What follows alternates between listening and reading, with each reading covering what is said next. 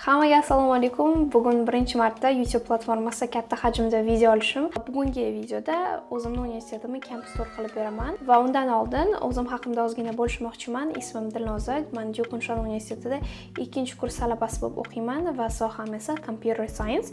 Universitetimning asosiy korpusi, ya'ni main campusi Amerikada joylashgan, ya'ni North Carolina shtatida. Universitetim top universitetlardan biriga kiradi. Birinchi navbatda albatta room tour qilib beraman va meni xonam bir kishilik xona, ya'ni bitta o'zim turaman xonada va xonam unchalik ham katta emas. Xonamga kirishda albatta studentskiy karta bilan eshik ochiladi, ya'ni bu yerda meni kartam bor, chexol orqasiga qo'yib qo'yganman. Xonaga kirishingiz bilan bu yerda shkaflar joylashgan, kiyimlarni qo'yishga bed, o'zbek tilida ismini tushib ketdi. Va dars qilish uchun stol va stul va shu bilan birgalikda bu yerda yana bitta stol va stul bor.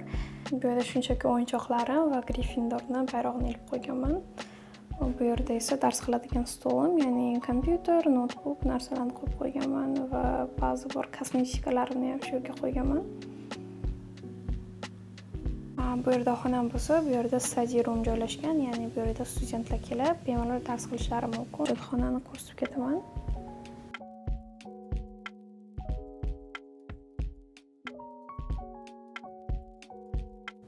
Kelayotganda bu yerda bemalol o'tirsangiz bo'ladi. Tabiiylar bu yerda kim ko'rdinglar?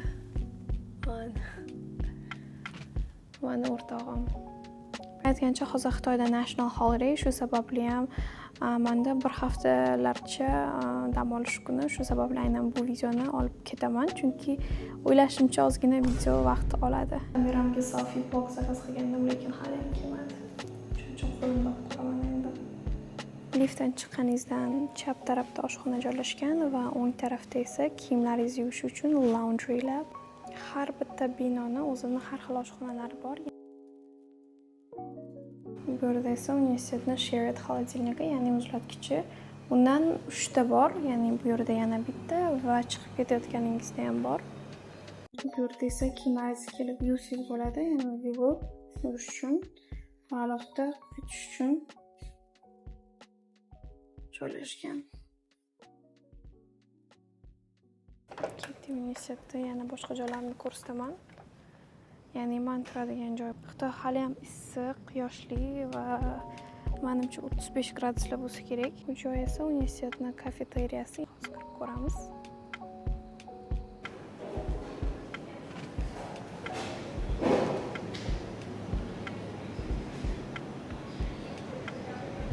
Bu yerda magazin bor, ya'ni Family Mart.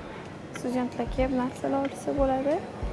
Shirinliklar, ichishga suvlar joylashgan.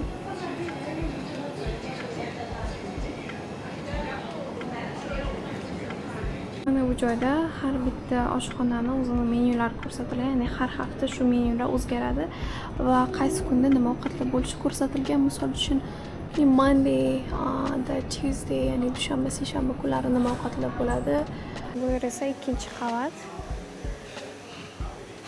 Shunaqa kelib ovqatlarni bemalol tanlab, keyin to'lab olsangiz bo'ladi. Qo'shlar aytgancha 2-qavatda hammasi halol.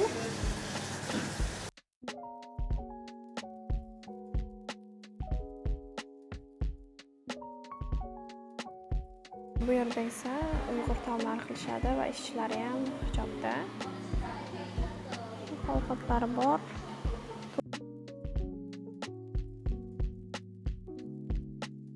Hozir 3-qavatga chiqamiz. 3-qavat faqatgina Xitoy ovqatlari bor.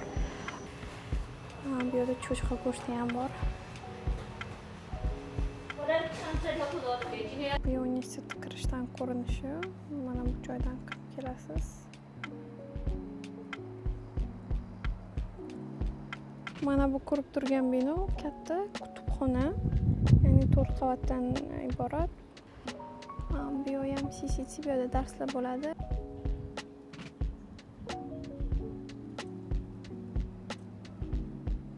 Bu o'sha CCT.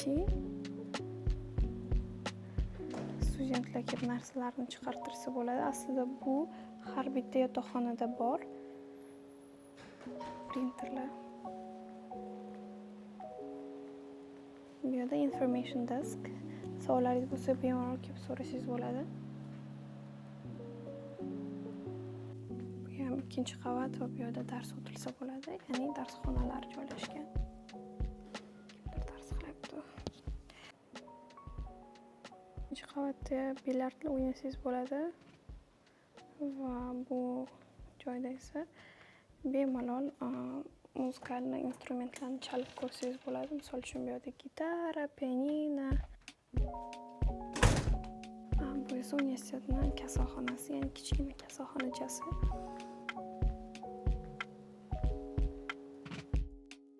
Yana binoni bu tarafida ham darsxonalar bor. O'ylashimcha universitet juda ham katta va bir 30 yoki 40 minutlik video kerak.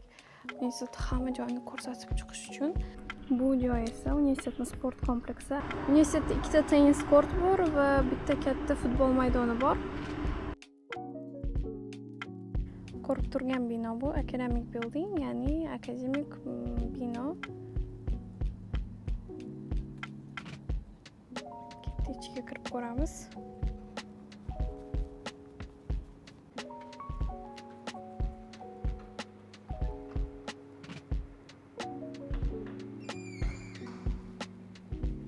Ko'pchilik universitetga firmada yoki qanaqadir turda ketganmisiz degan, yo'q, universitetga hech qanaqa turda ketmaganman. O'zim topshirib, o'zim kirib, o'zim kelganman. Bu yerda esa universitetdagi ko'p leksiyalar bo'ladi.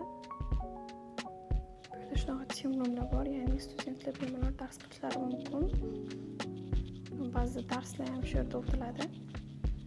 Mana bu joy esa meni eng yaxshi ko'rgan joyim.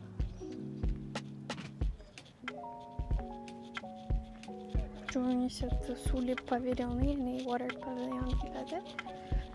Afsuski, juda ham ko'p vaqt turgan nilfarlar so'lib qolgan va o'zi ularni tozalash vaqti. Asta-asta ularni tozalashyapti. Rostdan ham juda ham qiyin ish ekan.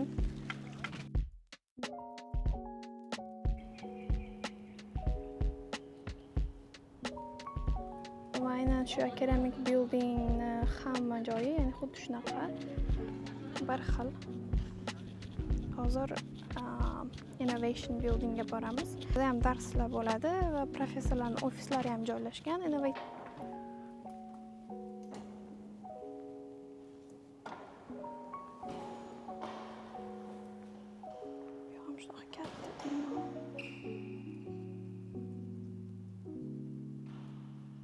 Bu yerda ham suv bor, lekin nilfarlar qurib qolgan.